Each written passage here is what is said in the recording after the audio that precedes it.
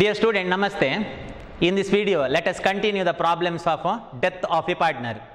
As we know, in the case of death of a partner, there are two possibilities for 6 mark. 6 mark two possibility ಇದೆ. ಒಂದು either the preparation of partner's capital account or it may be the preparation of executor account of the partner, one who died. Yes, here it is a problem that PQR, P, Q and R are partners in the ratio of 2:1. Their ratio is a 2:1. In the problem, if profit sharing ratio is not given, then it is equal 1:1:1. Okay, that is the root. Here it is a 2:1. Their capital balance as on 1/1/2020. This is very important date because in the time of death of a partner, we have to calculate how many number of months the partner one who died is worked.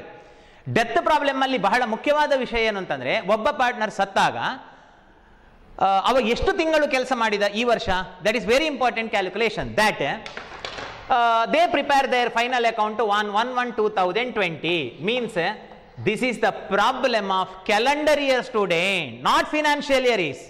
It is not financial year, this is calendar year. ಇದು calendar year ಅಲ್ಲಿ ಇದೆ.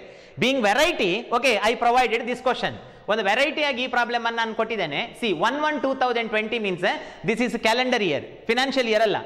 On 1/1/2020 they prepare final account and their capital balance to that rupees 70,000, 50,000 and 40,000 respectively. Q died on 30/6/2020. Q died, see middle one, ಮಧ್ಯದವ Q. Okay, Q died on 30/6/2020. Means though they prepare their final account on 1st January 2020, on 1st January 2020 their account was well settled. There is no due at all. Our account ಎಲ್ಲ correct ಆಗಿ settle ಆಗಿದೆ on 1/1/2020 ಅಲ್ಲಿ. On ಅಂತರದ್ದು due.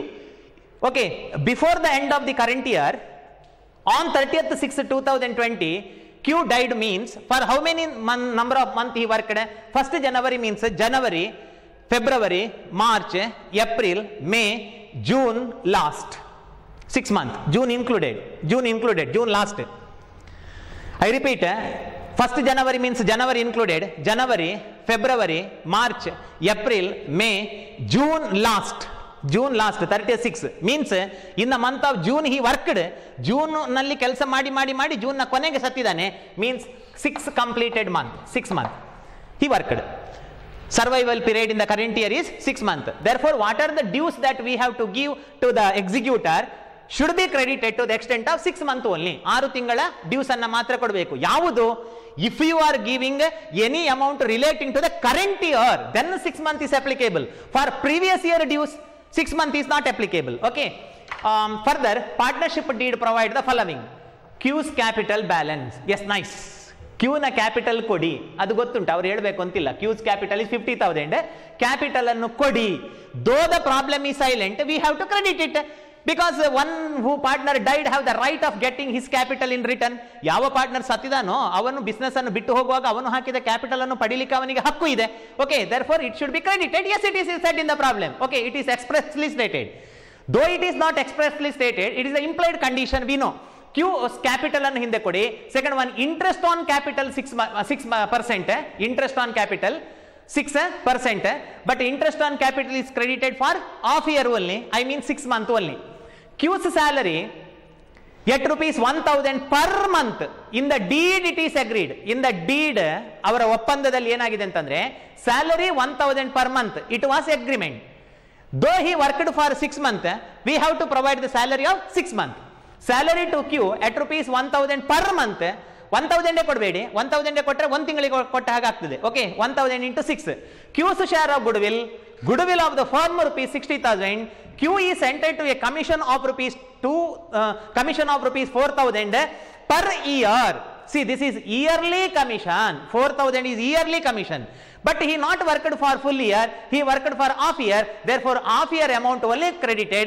Prepare Q's capital account. So this is the problem. See here, finally it is said that prepare Q's capital account. Q's capital account ಅಂತ ಹೇಳಿದ್ರೆ ಅದೇ ಹಣದ account ಮಾಡ್ಲಿಕ್ಕೆ ಒಂಥರ, ಅವನ ಮನೆಯವರ ಅಕೌಂಟ್ ಅಲ್ಲ. Okay, so capital account. Yes, let us draw the columns. Right, in the books of a partnership firm, in the books of a partnership firm, then write Q capital account, Q's capital account, Q's capital account. Particulars, rupees, debit side, credit side, particular rupees, debit, credit, amount. It is said that Q's capital and hinde kodi. Yes, therefore it is by balance brought down. So his capital is rupees 50,000. So 50,000 and hinde kodi. Rupees 50,000. Interest on capital by interest on capital. So rupees 50,000 on 50,000 at the rate of interest on capital at the rate of 6% for half year only 1/12, or you can write 1/2, or it may be 6/12, 1/2, or it is a 6/12 for half year. Interest on capital is 1,500 rupees. Interest on capital 50,000 into 6% into half year, that is 1,500. So interest on capital. And then by salary account, it is said that salary to Q at rupees 1,000 per month, it is said 1,000 per month. He worked to the extent of 6 months, therefore it is 1,000 into 6 ಅಷ್ಟೇ. ಕೆಲವು ಸಲ common sense ಇಲ್ಲದೆ 1,000 into 6/12 ಅಂತ ಮಾಡ್ತೀರಿ, ಅದಿಲ್ಲ. Okay, 1,000 per month into 6 months, that is 6,000. Salary is 6,000 for the year. Salary to Q at rupees 1,000 per month. Then Q's share of goodwill. Okay, so by goodwill, for the reputation or popularity or prestige of the business, he should be credited with the goodwill amount. Business na ghanate keertige kelsa madidake avanige hana kodbeku. What are the amount business required to give are credited, what are the amount business required to receive should be debited. So total goodwill is 60,000. So this is the goodwill of the firm, out of which we have to credit his share of goodwill, that is 2/5. 60,000 into 2/5. Student, for goodwill 6 months is not applicable. Idakke number of months worked adu agatya illa. It is because for reputation or popularity of the business, he worked from the date of his join to the partnership business, being a partner. ಅವೊಬ್ಬ partner ಆಗಿ ಯಾವಾಗ join ಆಗಿದ್ದಾನೋ ಅಲ್ಲಿಂದ ಅವನು work ಮಾಡಿದ್ದಾನೆ. ಈ 6 month ಅಲ್ಲಿ sudden work ಮಾಡಿದ್ದಲ್ಲ ನಾನು ಸಾಯ್ತೇನೆ ಅಂತ ಹೇಳಿ, ಆಯ್ತಾ. ಸೊ ಹಾಗಾಗಿ 6,000 into 2/5 his share, that is 24,000 goodwill, 24,000. And finally Q's share of goodwill ಆಯ್ತಲ್ಲ. And next Q is entitled. What do you mean by entitled? He have the power to commission of rupees 4,000 per year for his service to the business. He is provided with 4,000 commission per year. It was the agreement. But here he is not worked for a full year. Okay, ಅವನು ಈ ವರ್ಷ ಕೆಲಸ ಮಾಡಲಿಲ್ಲ. So he is worked to the extent of half year only. Therefore it is by commission. The total commission of the year is 4,000, out of which though he is worked for 6 months, so 6 month commission only required to credit to him, or for half year, that is rupees 2,000.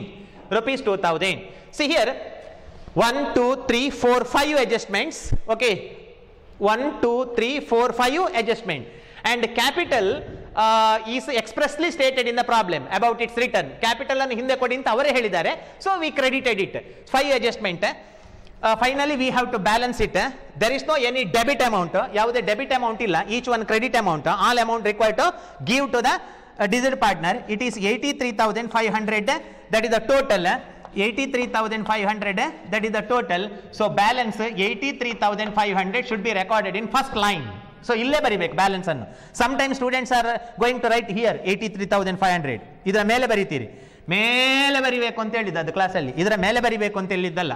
Okay, so here 83,500, then right 2 ಹೆಣದ account. Remember ಕ್ಯೂಸ್ capital account ಅವನ ಮನೆಯವರ account ಅಲ್ಲ, ಮನೆಯವರ account ಅಲ್ಲ ಇದು. It is not executor account, this is the ಕ್ಯೂಸ್ account, I mean the partner's account. And problem ಈ silent about payment of amount to the deceased partner. ಯಾವ ಪಾರ್ಟ್ನರ್ ಸತ್ತಿದ್ದಾನೆ ಅವನಿಗೆ ಎಲ್ಲೂ ಹಣ ಕೊಟ್ಟಿದ್ದಾರೆ ಅಂತ ಪ್ರಾಬ್ಲಮ್ ಅಲ್ಲಿ ಎಲ್ಲೂ ಹೇಳಲಿಲ್ಲ.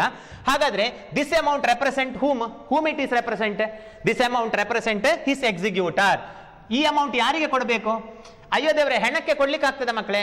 ಆಗುದಿಲ್ಲಲ್ಲ, ಅವನ ಮನೆಯವರಿಗೆ ಕೊಡಬೇಕು ಇನ್ನು ಅವ ಸತ್ತ ನಂತರ.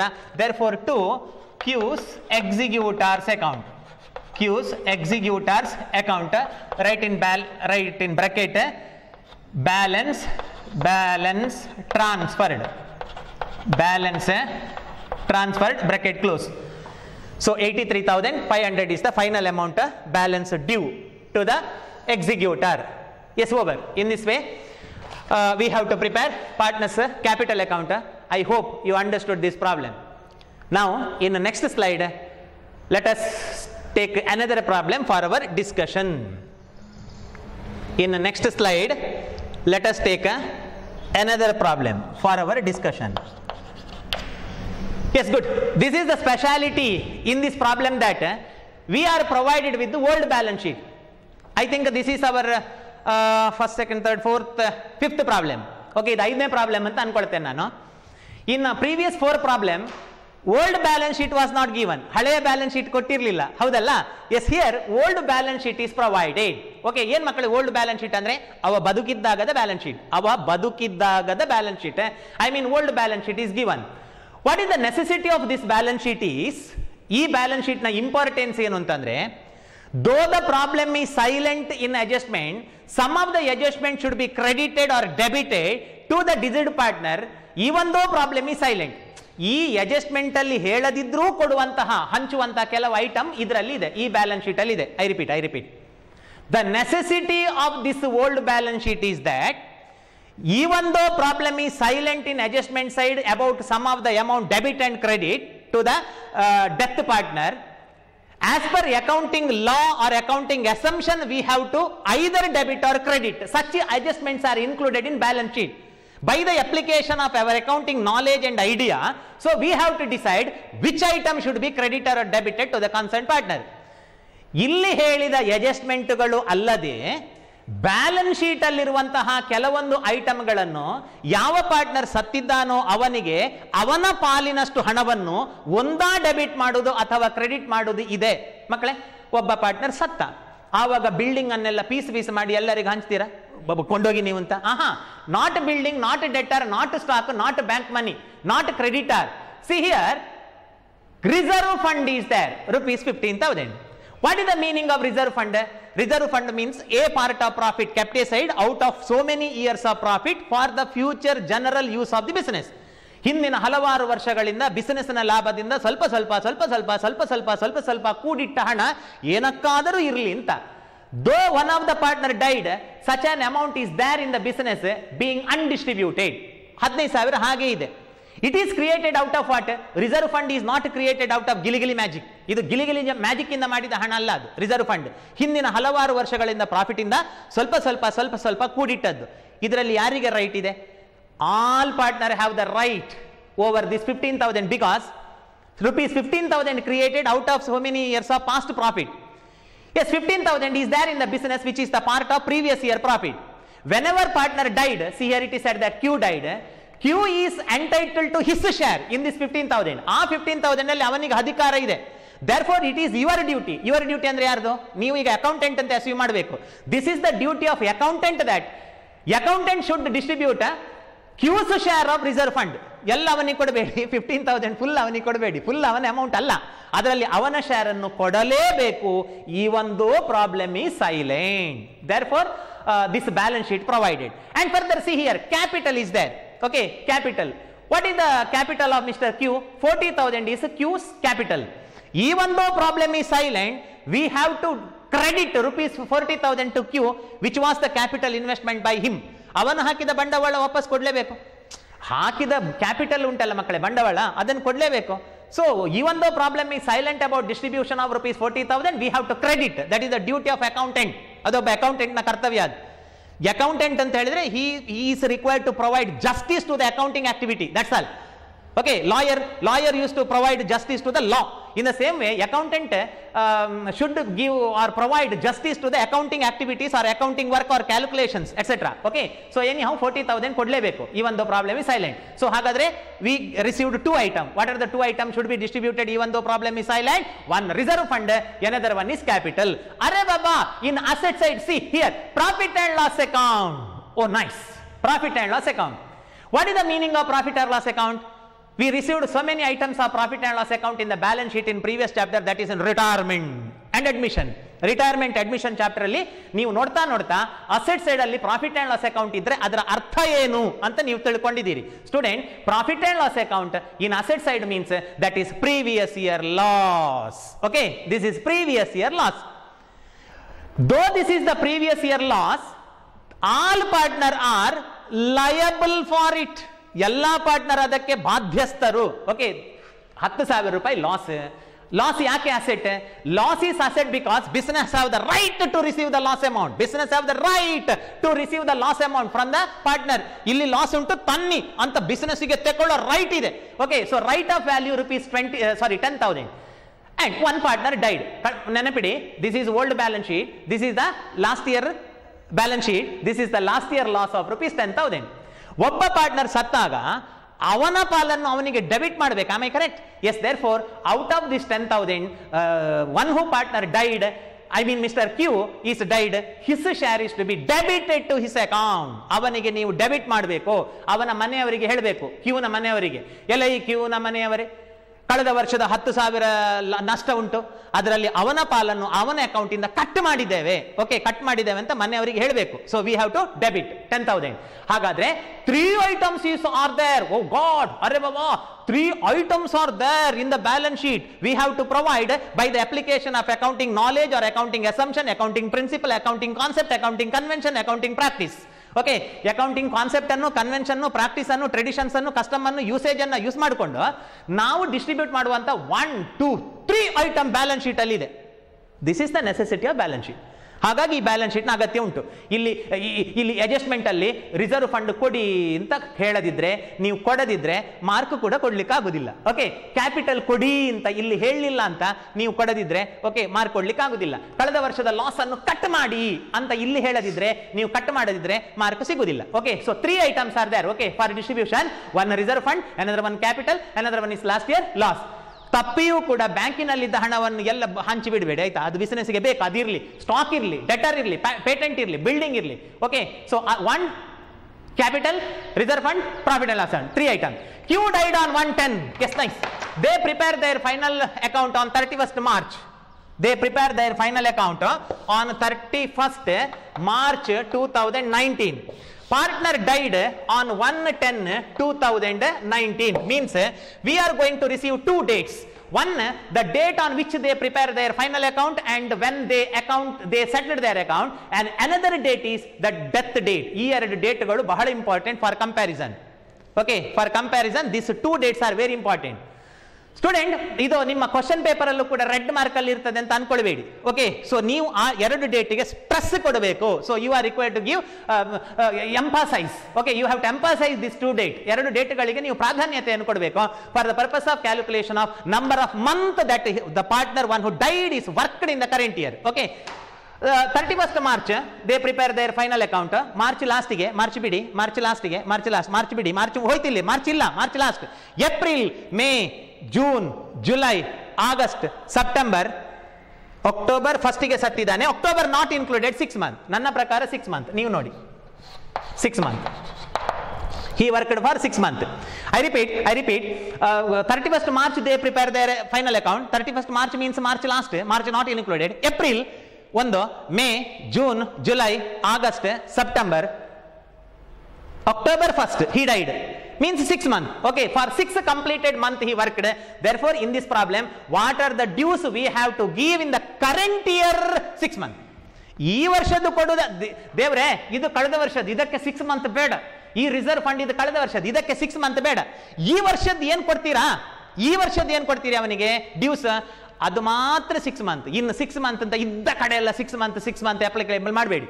Okay, so Q died on 1/10/2019. Partnership deed provide the following. 1, interest on capital kodi. This is for 6 months. ನೀವು ಕೇಳ್ಬೋದು ಸರ್ ಕಳೆದ ವರ್ಷದ್ದು ಕೊಡ್ಲಿಲ್ವಾ ಅಂತ. ಕಳೆದ ವರ್ಷ ಫೈನಲ್ ಅಕೌಂಟ್ ಮಾಡಿದ್ದಾರೆ, ಕಳೆದ ವರ್ಷ ಫೈನಲ್ ಅಕೌಂಟ್ ಮಾಡಿ ಕಳೆದ ವರ್ಷ ಕೊಟ್ಟಿದ್ದಾರೆ. Okay, in this year pending, this year interest is pending, previous year is credited at all and because they prepare their final account. So interest on capital at 5%, student remember for 6 months, share of goodwill of the firm 48,000, ಇಡೀ business ನ goodwill 48,000. ಕೆಲವು ಸಲ his share ಅಂತ ಹೇಳ್ತಾರೆ ಮಕ್ಕಳೇ, ಆವಾಗ ಪುನಃ calculation ಬೇಡ, ಇಡೀ ಬಿಸಿನೆಸ್ ನ ಗುಡ್ವಿಲ್ ಕೊಟ್ರೆ ಅವನ ಶೇರ್ ಅನ್ನು ಹುಡುಕಬೇಕು. In some problem it states that retiring partner are the Q's share ಅಂತ ಹೇಳ್ತಾರೆ, Q's share. If it is said Q's share, then direct application, direct amount. Okay, here it is said that goodwill of the firm 48,000, his share of profit up to the death on the basis of last year profit is 24,000 on the basis of last year profit. So we have to credit the profit to the partner one who died, that is Q. You are required to ascertain the amount payable to executor of Q by preparing his capital account. Okay, so here also it is said that to prepare his capital account. So hagagi Q's capital account, right? Q's capital account. Draw the columns. What is the rule? Q is personal account. In the case of personal account, debit the receiver, credit the giver. Debit receivable amount, debit the receive, credit the give. ಕೊಡಬೇಕಾದ ಹಣ ಎಲ್ಲ credit side ಅಲ್ಲಿ. Here receivable amount is nothing, receivable amount ಯಾವುದಿಲ್ಲ. So all item business required to credit, required to give. So it is capital account. First give the importance to the balance sheet, and as per accounting implied agreement, what are the dues we have to calculate. Right, debit credit Q's capital account, particular rupees. Adjustment ಅನ್ನು ನಂಬಬೇಡಿ, ಇದಿಷ್ಟು adjustment. Okay, adjustment ನಂಬಬೇಡಿ. Balance sheet ಕೊಟ್ಟ importance ಹೇಳಿದಲ್ಲ ನಾನು. Though the problem is silent, some of the item required to distribute as per accounting assumption or law or principle or concept or convention. ಅಕೌಂಟೆನ್ಸಿಯ practice, ಪದ್ಧತಿ, ಪರಂಪರೆ, ಆಚಾರ, ನಿಯಮ. So ಇದರ ಪ್ರಕಾರ ಕೊಡುವಂತ ಐಟಮ್ ಇದೆ. One his capital, that is by Q's capital account, by Q's capital account, that is 40,000. Then reserve fund, by reserve fund. ಎಲ್ಲಿದೆ reserve fund? See here, reserve fund. Total reserve fund of rupees 15,000. Total reserve fund of rupees 15,000. ಅದರಲ್ಲಿ ಅವನ share, that is 2/5. Okay, his share 15,000 into 2/5, 6,000. To the reserve fund, for crediting reserve fund, 6-month application is not necessary because this is the previous year reserve. Okay, 15,000 into 2/5, that is 6,000. Then this loss, okay, this loss is to be debited. Loss is debited. ಕಳೆದ ವರ್ಷದ loss ಅದನ್ನು debit ಮಾಡಬೇಕು to profit and loss account. Last year loss rupees 10,000 last year ಇದ್ದು. So ಅದರಲ್ಲಿ ಅವನ share, that is 2/5, that is 4,000. Student, if profit and loss account appear in asset side, this is the meaning that this is the last year loss. Loss is asset because ಸಾಮಾನ್ಯವಾಗಿ ನೋಡಿ, accountancy student ಅಲ್ಲದವನ ಹತ್ರ ನೀವು loss asset ಅಂತ ಹೇಳಿದ್ರೆ ಅವು ಒಪ್ಪಿಕೊಳ್ಳಿಕ್ಕೆ ತಯಾರಿರುವುದಿಲ್ಲ. Loss ಅನ್ನು asset ಅಂತ ಹೇಳಿದ್ರೆ ಅವು ಒಪ್ಪಿಕೊಳ್ಳಿಕ್ಕೆ ಇರುವುದಿಲ್ಲ. But loss is asset as per accounting principle because though there is, in accounting we are preparing the account of business. In accounting we are preparing the account of business, not the account of owner. Owner is outsider for accounting purpose. Though there is the loss of rupees 10,000 to the business have the right to receive. ನೋಡಿ, business ಗೆ ಅಧಿಕಾರ ಇದೆ ಆ 10,000 ಪಡಿಲಿಕ್ಕೆ. Therefore there is the asset. Though that is loss, this is the implied condition that we have to debit. Problem ಅಲ್ಲಿ express ಆಗಿ ಹೇಳಬೇಕು ಅಂತಿಲ್ಲ ಅಂತ, ಅಡ್ಜಸ್ಟ್ಮೆಂಟ್ ಅಲ್ಲಿ ಕಳೆದ ವರ್ಷದ ಲಾಸ್ ಅನ್ನು ತೆಕ್ಕೊಳ್ಳಿ ಅಂತ ಹೇಳಬೇಕು ಅಂತಿಲ್ಲ. ಓಕೆ, ಅದು common sense. Though there is loss in the last year which was undistributed, which was not adjusted, ಅದು ಕಳೆದ ವರ್ಷವೇ ಅಡ್ಜಸ್ಟ್ ಆಗಬೇಕಿತ್ತು. ಯಾವುದೊಂದು ಕಾರಣಕ್ಕೆ ಅದು ಅಡ್ಜಸ್ಟ್ ಆಗಲಿಲ್ಲ. ಓಕೆ, ಅದು ಕಳೆದ ವರ್ಷವೇ ಕ್ಯಾಪಿಟಲ್ ಇಂದ ಕಟ್ ಆಗಬೇಕಿತ್ತು ಮಕ್ಕಳೇ, ಅದು ಯಾವುದೋ ಕಾರಣಕ್ಕೆ ಅದು ಕಟ್ ಆಗಲಿಲ್ಲ. ಅದು ಬಿಸಿನೆಸ್ ನಲ್ಲಿ ಹಾಗೆ ಉಂಟದು.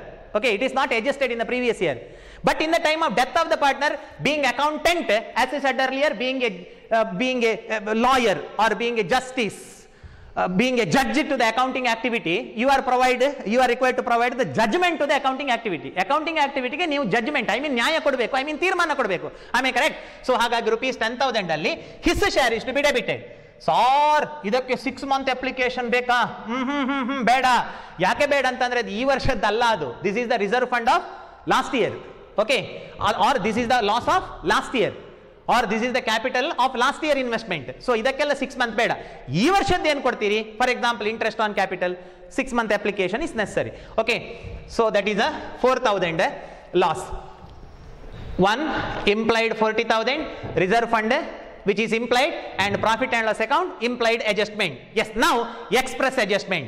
Q died on 1/10/2019. Partnership need provide the following. Number 1, interest on capital, which is the express agreement. So by interest on capital, by interest on capital. So his capital is 40,000. Illide his capital 40,000 and interest on capital is 5%. It is for 6 months. Interest on capital 6 months. His capital is utilized to the extent of 6 months only. ಅವನ capital ಅನ್ನ 6 ತಿಂಗಳು ಮಾತ್ರ ನಾವು use ಮಾಡಿಕೊಳ್ಳಿಕ್ಕೆ ಅಧಿಕಾರ ಇರುವಂತದ್ದು. therefore 6/12 or you can write 1/2. okay, 40,000 5%, that is 1,000 rupees 1,000. And next adjustment, his share of goodwill, his share. Okay, share of goodwill, it is said that share of goodwill. So by goodwill amount should be credited for his service towards the business ಗೆ ಸೇವೆ ಮಾಡಿದ್ದಕ್ಕೆ. share of goodwill of the firm rupees 48,000. Full ಫರ್ಮಿನ goodwill ಅವನಿಗೆ ಕೊಡ್ಲಿಕ್ಕೆ ಆಗುದಿಲ್ಲ. in 48,000 his share, that is 2/5. his share 2/5. sometime in the problem it states that Q share of goodwill ಅಂತಲೇ ಹೇಳ್ತಾರೆ. ಆವಾಗ ಕ್ಯಾಲ್ಕುಲೇಷನ್ ಇಲ್ಲ. Q share of goodwill 48,000 ಆದ್ರೆ 48,000. But here it said that share of goodwill ಕೊಡಿ, full stop. goodwill of the firm 48,000. ಇಡೀ business, ಇದು ಸಣ್ಣ ಹಾವಲ್ಲ, ಇಡೀ ಬಿಸಿನೆಸ್ನ ಗುಡ್ವಿಲ್, ಇದು ಬಿಸಿನೆಸ್ನ ಗುಡ್ವಿಲ್ ಕೊಟ್ಟಿದ್ದಾರೆ. Okay, then you are required to reduce the amount to the extent of one who partner died. Some time retiring partner share only given, I mean death partner share only given, then there is no further calculation. Okay, 48,000 into 2/5. ಇದಕ್ಕೆ 6 months ಬೇಡ ಗುಡ್ವಿಲ್ಗೆ. ಯಾಕಂದ್ರೆ ಗುಡ್ವಿಲ್ಗೆ ಒಮ್ಮೆಲೆ sudden 6 ತಿಂಗಳ ಮೊದಲು ಅವ start ಮಾಡಿದ್ದಲ್ಲ work ಮಾಡಲಿಕ್ಕೆ, ನಾನು ಸಾಯ್ತೇನೆ 6 ತಿಂಗಳು ಬಿಟ್ಟು ಅಂತ. From the date of join to the partnership business, being a partner, he struggle towards the reputation of the business. So 48,000 into 2/5, that is 19,200 goodwill. 19,200 goodwill. Then his share of profit up to the date of death on the basis of last year profit, full stop, last year profit is 24,000. The meaning of this adjustment is that ಈ adjustment ನ ಅರ್ಥ ಏನು ಅಂತಂದ್ರೆ, ತುಂಬಾ ಸಲ ಹೇಳಿದ್ದೇನೆ, ನಿಮಗೆ ಕೇಳಿದ್ರೆ ಹೆಡ್ಡೇಕ್ ಆಗಬಹುದು, ಆದ್ರೆ ಹೇಳ್ತೇನೆ. he worked to the extent of 6 months. ಅವನು ಈ ವರ್ಷ 6 ತಿಂಗಳ ತನಕ ಕೆಲಸ ಮಾಡಿದ್ದಾನೆ. Number 1, in this 6 months goods are bought and sold or service are provided. ಅವರು ಸರಕು ಅಥವಾ ಸೇವೆಗಳನ್ನು ಮಾರಿದ್ದಾರೆ ಅಥವಾ ಅವರು ವ್ಯವಹಾರ ಮಾಡಿದ್ದಾರೆ. In such transaction there may be profit or loss. ಒಂದಾ ಲಾಭ ಅಥವಾ ನಷ್ಟ ಇದ್ದಿರಬಹುದು ಈ 6 ತಿಂಗಳಲ್ಲಿ. This is the duty of accountant that you are required to either debit the loss or credit the profit of such 6 months. ಆ 6 ತಿಂಗಳ ಲಾಭವನ್ನು ಕ್ರೆಡಿಟ್ ಮಾಡಬೇಕು, ಲಾಸ್ ಇದ್ರೆ ಡೆಬಿಟ್ ಮಾಡಬೇಕು. Means this is your duty to calculate 6 month profit, which is impossible in accounting. ಬೇಕಾದಾಗೆಲ್ಲ final account ಮಾಡ್ಲಿಕ್ಕೆ ಆಗುದಿಲ್ಲ. Final account ಹೇಳ್ತದಲ್ಲ ಮಕ್ಕಳೇ, final account is prepared finally. ಹಾಗಾದ್ರೆ ಏನ್ ಮಾಡಬೇಕು? In between the year, though it is not possible to prepare the final account and thereby to calculate the profit or loss of the business, we have to estimate the profit or V have to suspect the profit, which is one of the accounting subject. Let us agree, ಒಪ್ಪಿಕೊಳ್ಳುವ. ಅದು accountancy subject ನ drawback. ಏನು ಅಕೌಂಟೆನ್ಸಿಯಲ್ಲಿ ಮಾತ್ರ drawback ಇರೋದು, ಉಳಿದ subject ಅಲ್ಲಿ ಇಲ್ವೇನು? ಹಾಗಾಗಿ ಸ್ವಲ್ಪ ನಾವು ಕಾಂಪ್ರಮೈಸ್ ಮಾಡಿಕೊಳ್ಳಬೇಕು. Okay, so here our compromise that though it is not possible to calculate 6 month profit by actual preparation of profit and loss account, which is the part of final account. 6 month profit is estimated or suspected by the preparation of, by the assumption of previous year profit. By the assumption of previous year profit. ಕಳೆದ ವರ್ಷದಷ್ಟೇ ಈ ವರ್ಷ ಇರಬಹುದು ಅಂತ estimate ಮಾಡುದು. So ಕಳೆದ ಇಡೀ ವರ್ಷದ profit 24,000. Okay, ಇಡೀ ವರ್ಷದ profit 24,000. So by profit and loss suspense account, by profit and loss account ಅಲ್ಲ, by profit and loss suspense account. Last year full year profit 24,000 into ನಮಗೆ ಫುಲ್ ಇಯರ್ ಇದ್ದು ಬೇಡ, 6/12 ಹಾಫ್ ಇಯರ್ ಇದ್ದು. Okay, 24,000 into half year. ಎಂತ half year ಇದು ಒಬ್ಬನಿಗೆ ಕೊಡದ, ಅವನೊಬ್ಬನೇ ಕೆಲಸ ಮಾಡಿದೇನು. His share that is 2/5. Okay, his share 2/5. 24,000 ಇಡೀ ವರ್ಷದ್ದು ಲಾಸ್ಟ್ ಇಯರ್, ಅದರಲ್ಲಿ ಅರ್ಧ ವರ್ಷಕ್ಕೆ ರೆಡ್ಯೂಸ್ ಮಾಡಬೇಕು. Because we have to estimate the profit of 6 month. ಅದರಲ್ಲಿ ಅವನ ಶೇರ್ 6 ಮಂತ್ ಎಲ್ಲ ಅವನಿಗೆ ಕೊಡಬೇಡಿ, ಅವನೊಬ್ಬನೇ ಕೆಲಸ ಮಾಡಿದಲ್ಲ. P Q R all are worked. So 2/5 that is 4,800. 4,800. Yes, over, adjustments are completed. ಹಾಗಾದ್ರೆ ಮಕ್ಕಳೇ ತುಂಬಾ interesting. 1 2 3 A B C 3 adjustments only expressly stated. ಅವರು ಎಕ್ಸ್ಪ್ರೆಸ್ ಆಗಿ ಅಂದ್ರೆ ಅವರು ಓಪನ್ ಆಗಿ ಹೇಳಿದ್ದು 3 ಅಡ್ಜಸ್ಟ್ಮೆಂಟ್ಗಳು. ಓಕೆ, ಇದರಲ್ಲಿ 3 ಅಡ್ಜಸ್ಟ್ಮೆಂಟ್ ಇದೆ. 6 ಮಾರ್ಕಿಗಲ್ಲ ಮಕ್ಕಳೇ ಪ್ರಾಬ್ಲಮ್. 6 ಅಡ್ಜಸ್ಟ್ಮೆಂಟ್ ಬೇಕಲ್ಲ, ಅದರಲ್ಲಿ 3 adjustment express and further 1 2 3 adjustments are implied. Okay, that is implied adjustment to inform this variety. Okay, I use to explain this problem. ಆ ತರದ ವೆರೈಟಿ ಇರ್ತದೆ, ಪಾಸಿಬಿಲಿಟಿ ಇರ್ತದೆ ಹೇಳುವುದಕ್ಕೆ ಬೇಕಾಗಿ ನಾನು ಈ ಪ್ರಾಬ್ಲಮ್ ಅನ್ನು ತೆಕ್ಕೊಂಡಿದ್ದೇನೆ. Yes, finally let us balance. Total is 71,000. Credit side total 71,000. Here also 71,000, and here 4,000 is minus, that is 67,000. 67,000, that is the final balance. 71,000 is due, whereas 4,000 is debit. Last year loss ನೋಡಿ, ಕಳೆದ ವರ್ಷದ loss 4,000 ರೂಪಾಯಿ ನಷ್ಟ ಆಗಿ 67,000 ಕೊಡಬೇಕು. Is there any express information that the executor are paid off? ಎಕ್ಸಿಕ್ಯೂಟರ್ಗೆ ಕೊಟ್ಟಿದೆ ಅಂತ ಎಲ್ಲಿಯಾದರೂ ಹೇಳಿದಾರೇನೋ? ಇಲ್ಲ. ಓಕೆ, ಸೊ ಇಲ್ಲ. therefore 67,000 is due to whom? 67,000 is due to whom it is due to? It is due to his executor, that is Q's executor's account. ನಿಮಗೆಲ್ಲ ಗೊತ್ತಿರುತ್ತೆ, item. ಇದನ್ನು ಹೇಗೆ close ಮಾಡಬೇಕು ಅಂತ ಗೊತ್ತಿರುವುದಿಲ್ಲ. Okay, then you may lose 1 mark. So Q's executors account, right in bracket, balance transferred. Okay, balance transferred, that is the final balance 67,000. So this is about the preparation of partners capital account in the time of death. Student, I hope you understood this problem, wherein the special variety of this problem is, in the problem old balance sheet is provided. Whenever old balance sheet is provided, it is the hint or information that some of the amounts or adjustment or item should be credited or debited to the partner one who died as per accounting assumption. ಈ balance sheet ಅಲ್ಲಿ ಯಾವುದೋ ಕೆಲವು ಹಂಚುವಂತದ್ದು ಇದೆ ಎನ್ನುವುದು ಅದರ ಅರ್ಥ. ಆಯ್ತಾ? ಹಾಗಂತ ಬಿಲ್ಡಿಂಗ್ ಅನ್ನು, ಸ್ಟಾಕ್ ಅನ್ನೆಲ್ಲ ಹಂಚಬೇಡಿ, ಅದು ಬಿಸಿನೆಸ್ಗೆ ಬೇಕು. ಅವ ಸತ್ರು ಕೂಡ, ಅವ ಸತ್ತ ಅಂತ ಅದನ್ನೆಲ್ಲ ಯಾರಿಗೂ ಹಂಚುದಿಲ್ಲ. ಆಯ್ತಾ? In retirement and admission chapter you know already what are the item should be distributed. ಯಾವ ಐಟಮ್ ಡಿಸ್ಟ್ರಿಬ್ಯೂಟ್ ಮಾಡಬೇಕು ಅಂತ ಹಿಂದಿನ ಚಾಪ್ಟರ್ ಅಲ್ಲಿ ನಿಮಗೆ ಗೊತ್ತಿದೆ. ಇನ್ admission chapter, in retirement chapter, we studied the same. Okay, anyhow, I hope you understood this problem. And further, one more practical oriented question is there in this chapter. One important practical oriented ide. Okay, I will introduce such a practical oriented topic or question for 5 mark in the next video, in the next class. Take care. That's all. Thank you.